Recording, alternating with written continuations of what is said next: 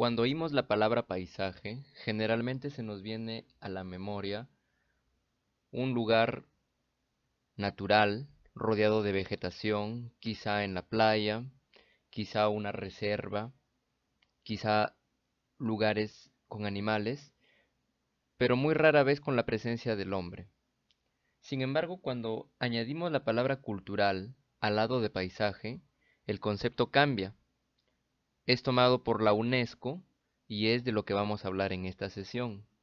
Bienvenidos sean entonces mis estudiantes a un nuevo tema del curso de conservación arquitectónica o de seminario de conservación arquitectónica.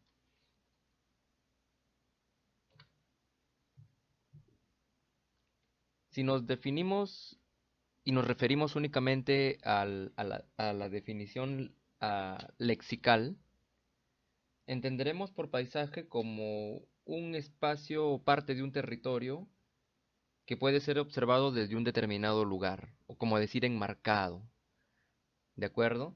De hecho, en inglés es landscape, como un fragmento que enmarca nuestro campo de visión.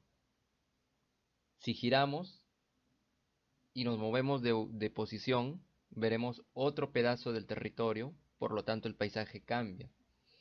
Pero esta definición nos deja como algo muy limitado, únicamente a lo físico.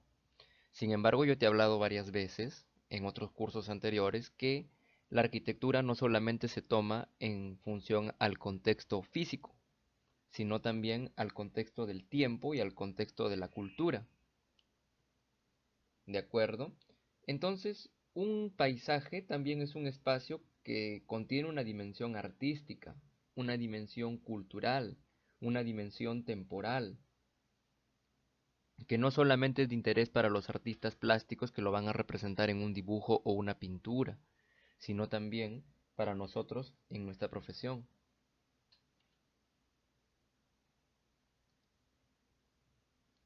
Entonces, partiendo de lo que anteriormente te he explicado, el, el paisaje lo definimos como la configuración o expresión visible que adquiere el territorio a través del tiempo debido a la interrelación entre los elementos abióticos, como por ejemplo los inorgánicos, los bióticos del sistema natural, y la acción antrópica, o sea, la acción del paso del ser humano.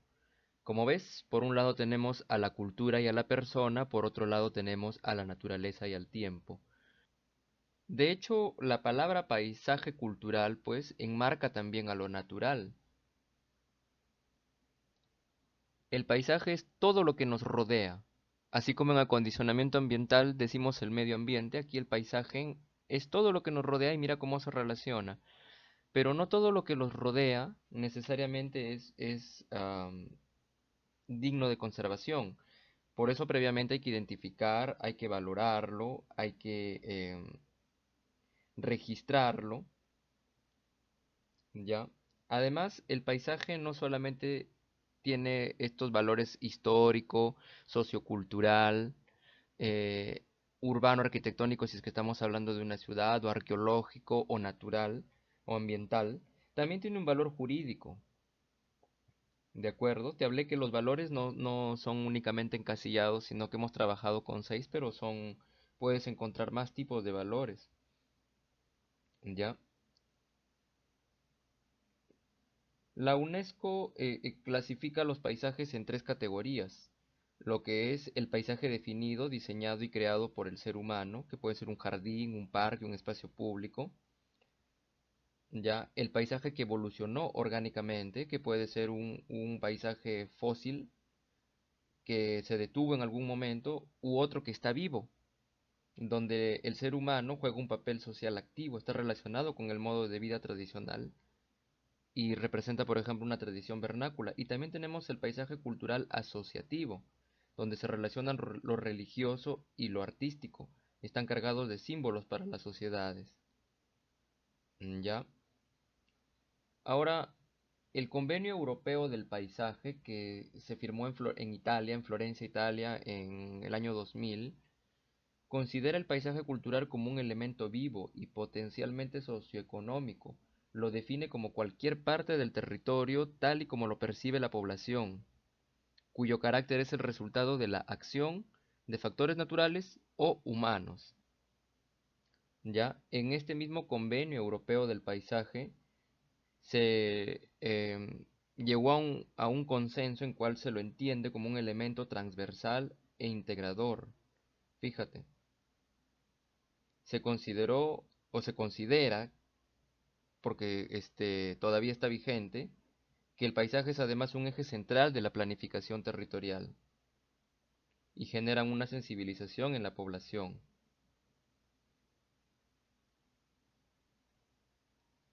Ahora, el paisaje, además de la clasificación que da la UNESCO, que ya te la expliqué previamente, también lo podemos subdividir en paisaje natural,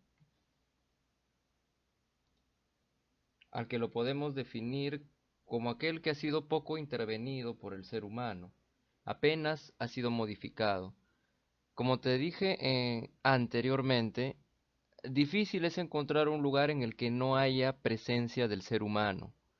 De alguna manera indirectamente también es- interviene, lo modifica, pero predomina la mayor presencia de la naturaleza antes que del ser humano, de las personas. En este lugar, como por ejemplo en la imagen, que mira, esa montaña de los siete colores en Cusco, Perú, recibe visitas de personas, por lo tanto hay intervención del hombre, que no lo ha modificado, no ha construido nada, pues hay una ciudad, una aldea, pero lo visita, está relacionado y vinculado con el hombre, interviene.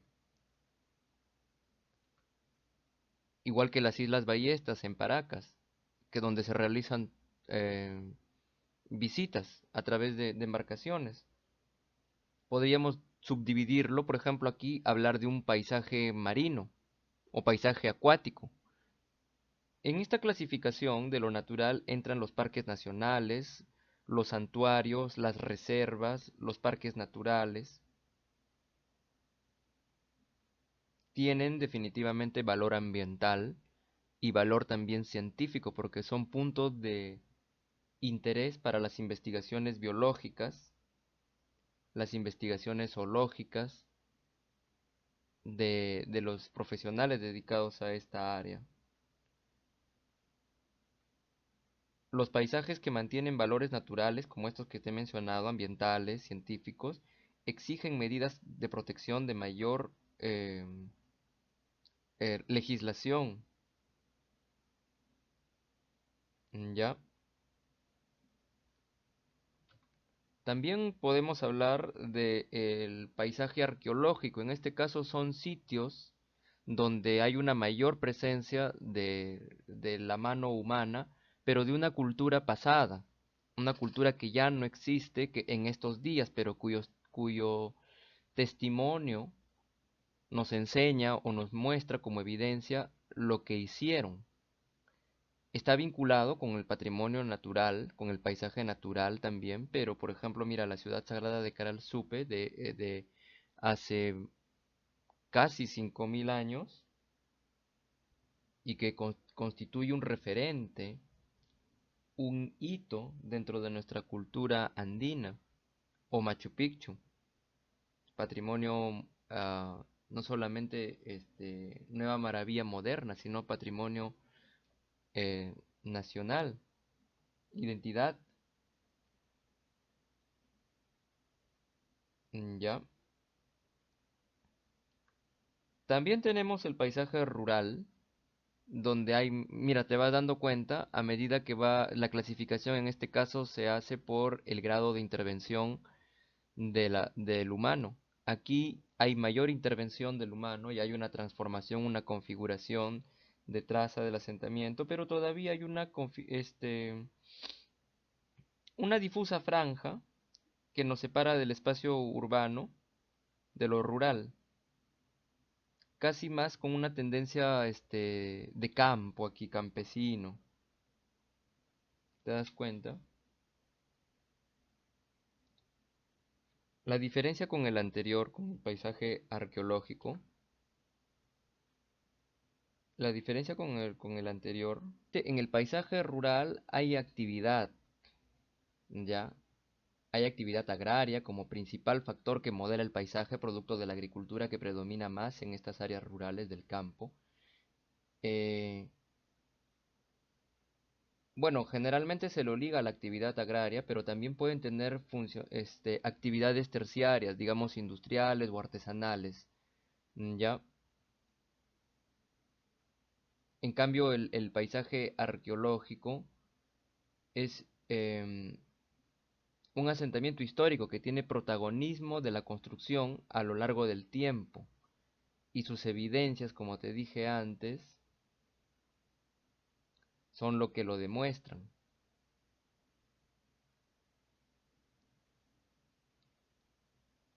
Ahora bien, también tenemos el paisaje urbano,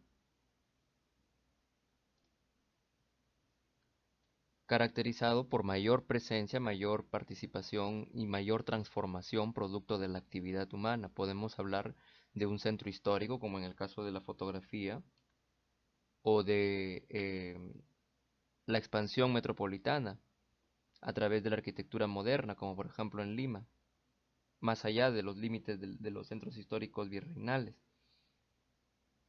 Un paisaje urbano tiene varios elementos tangibles e intangibles. Y como te estás dando cuenta, hay una variedad de clasificaciones y que demuestra lo difícil que es objetivar, o sea, delimitar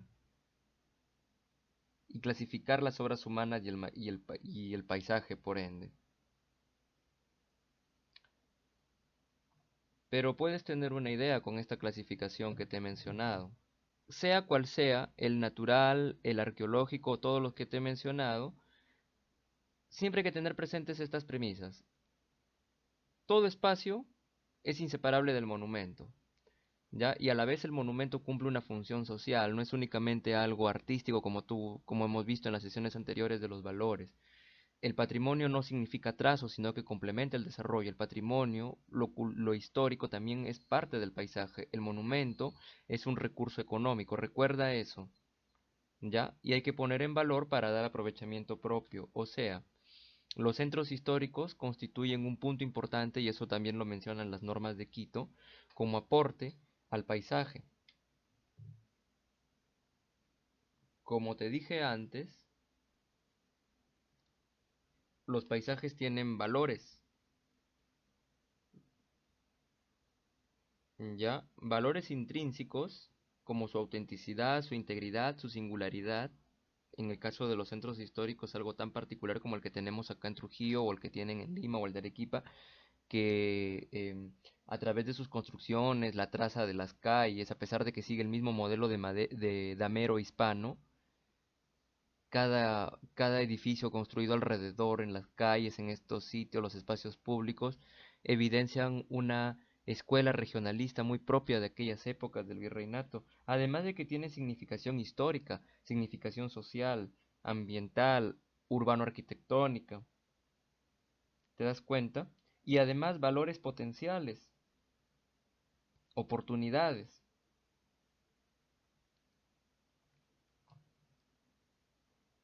El espacio público entonces, al igual que los centros históricos, también cumple un aporte importante, también constituye un aporte importante en la configuración del paisaje, sea paisaje urbano o también sea paisaje rural.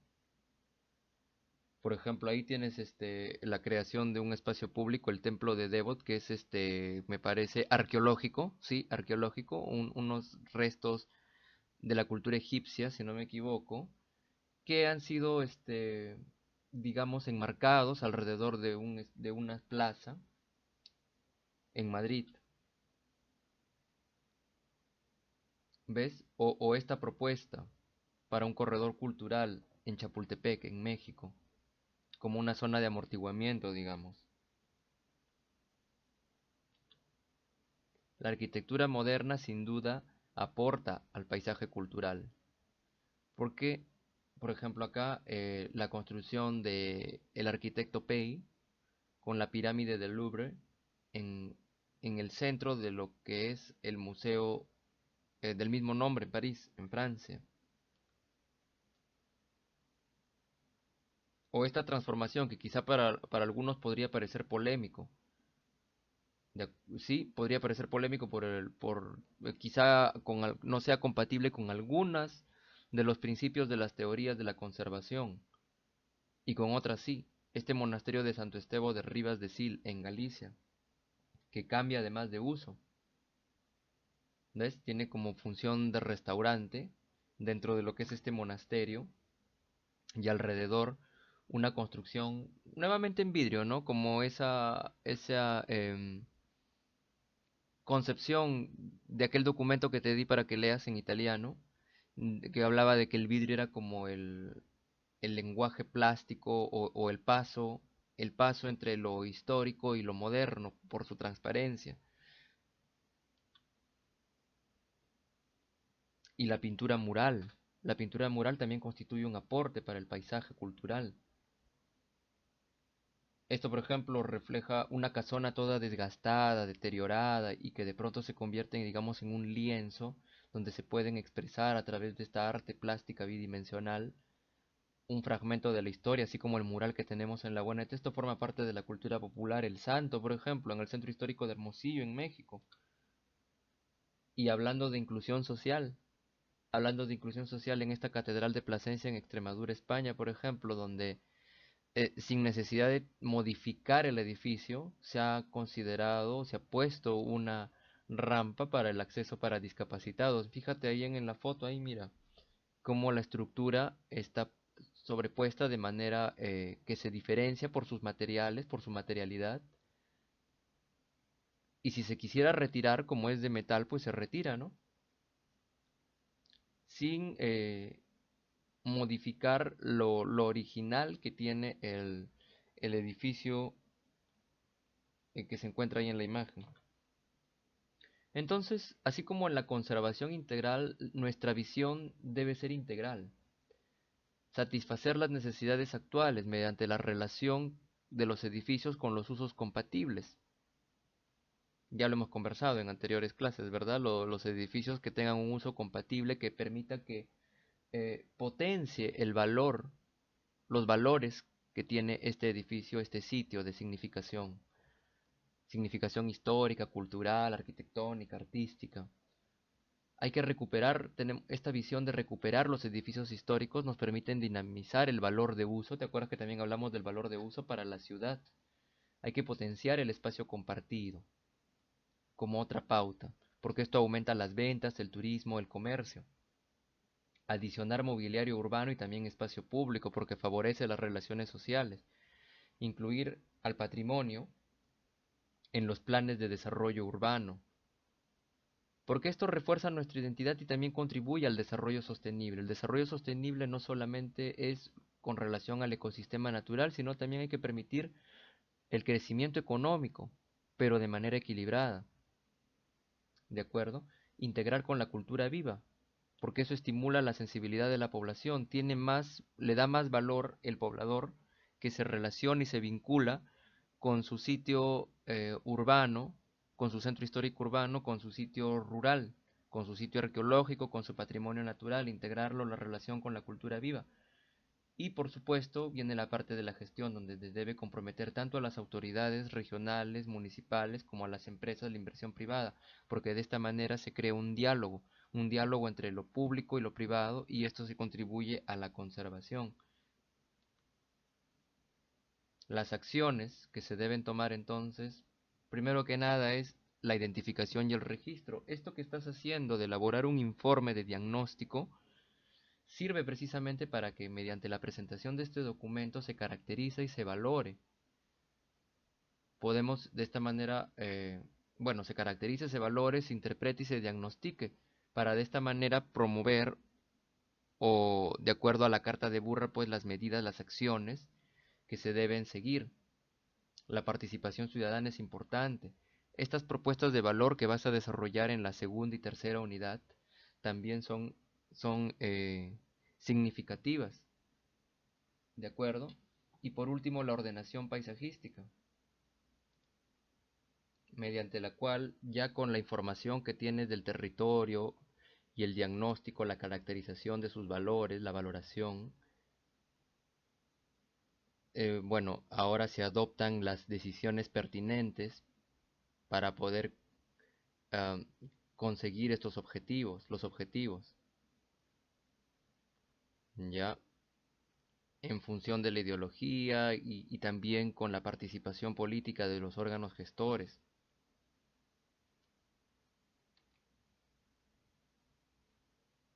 Con relación a la gestión,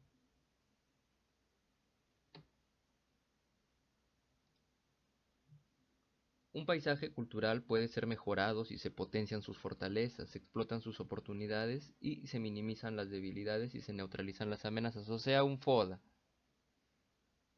Todas las medidas se adoptan de acuerdo o consensuadas con la población que reside dentro de ese paisaje. En otros casos se hace necesaria una intervención que proponga restaurar el paisaje. En este caso estamos hablando por ejemplo de los centros históricos que merecen ser conservados, restaurados, conjunto de medidas encaminadas, como habíamos hablado antes, también en los principios y las pautas más allá de la reglamentación técnica, encaminadas a devolver a este sitio a su situación inicial, antes de haber sufrido la degradación y relacionarlo también con las actividades actuales. También se puede crear un paisaje nuevo que potencie o que se integre al paisaje anterior. Por eso te vuelvo a repetir, la construcción de nuevos espacios urbanos, espacios públicos, creación de parques, jardines, proyectos arquitectónicos, pero siempre sometidos a un seguimiento y evaluados con una legislación responsable y fuerte. ¿Ya? Por ejemplo, medidas como rescatar este espacio público y hacer lo que pues sea a la vez zona de amortiguamiento, evitar el crecimiento desmedido de las ciudades, como por ejemplo en el caso del Cerro Campana, que actualmente existe un comité, un colectivo que lucha por su recuperación y por su conservación y su protección, defensa. En áreas, crear las zonas, por ejemplo, la arborización, los espacios naturales, los parques, te pueden ayudar a convertirse en áreas de amortiguamiento, como ese corredor que vimos en Chapultepec, en México, aquí, como espacios de amortiguamiento. Espacio público no permite que crezca, pues, ¿no? Que alguien venga, invada y construya cerca de un lugar arqueológico, por ejemplo, un paisaje arqueológico, o cerca de un centro histórico, pues, edificios pues, violarían o amenazarían, de acuerdo a los principios de la conservación, tanto en las teorías como en las cartas. Finalmente, la plusvalía urbana también constituye algo invaluable, un instrumento invaluable, un recurso invaluable para mejorar el patrimonio mediante el incremento de el valor de la propiedad y aprovechando las tasas de impuestos, quizá digamos, para que se creen obras públicas y entre ellas la conservación, la defensa del patrimonio. De paso que también esto constituye un motor para la inversión privada. Incrementar el presupuesto, pues no, también darle importancia a esto para la intervención en los sitios de valor. Te das cuenta que la visión integral del paisaje cultural no solamente involucra a los arquitectos que somos, bueno, que somos nosotros, ¿no? Nuestra especialidad, sino también implica que hay un diálogo constante con las autoridades involucradas en la gestión. Por ejemplo, ahí están estas estructuras de refuerzo en QUELAP. Por ejemplo, acá tenemos, hablemos de casos polémicos, ya que estamos hablando de gestión y de paisaje cultural, ahora que lo entendemos en su magnitud como un todo, no solamente lo físico. Mira, por ejemplo, dos casos ahí. En el centro histórico de Lima, no recuerdo el año, desconozco el año, se realizaron esas pinturas, murales. Mira la concepción que le dan a todo ese sitio, no solamente en lo físico, sino también en las dimensiones culturales, artísticas. Y mira luego cuando viene la gestión del alcalde de turno en ese momento, pinta los murales de amarillo. ¿Qué te parece? Ahora en el lado derecho, un caso internacional, Maracaibo en Venezuela. Tenemos ese hospital, el hospital que antiguamente fue un sanatorio antituberculoso de la década del 50, ya, que posteriormente fue creciendo, ¿no? Extendiéndose, pero que es, digamos, no solamente por su antigüedad, sino también por ser edificio, un sitio donde han sucedido eventos importantes, como pues este señor Iturbe, que fue el que contribuyó, este médico que luchó precisamente para que se construya este sanatorio antituberculoso, que posteriormente se transformó en un hospital general. Y por supuesto que es evidencia de las corrientes, influenciado por las ideas de la arquitectura moderna, como acá en Lima, como en muchas partes, como hablamos en Historia 2. Posteriormente se pinta de rojo con la llegada de Chávez y posteriormente de Maduro. Lo pintan el hospital de rojo, pero ya más por apología al Partido Comunista. Como sucede con la imagen izquierda también, una pintura mural que no solamente le da belleza, sino que también constituye, eh, como digamos, trabajo para los artistas plásticos que desarrollaron eso y que por supuesto una parte de ellos está ahí y que luego pues se transforma en ese muro amarillo, casualmente amarillo, ¿no? Durante esa gestión, creo, del Partido de Solidaridad Nacional, así como acá en Trujillo también muchos lugares se empezaron, como por ejemplo ese que se construyó en la avenida Húsares de Junín, donde comienza la avenida Húsares de Junín, que se construyó durante la gestión de APP y se pintó de rojo, azul y blanco. Esta propuesta la encontré en la industria, no sé si realmente habrá sido un chiste, una broma, o se creó un render, unas propuestas, pero mira lo que se intentaba hacer en el complejo deportivo Mansiche, en el Coliseo Cerrado Gran Chimú,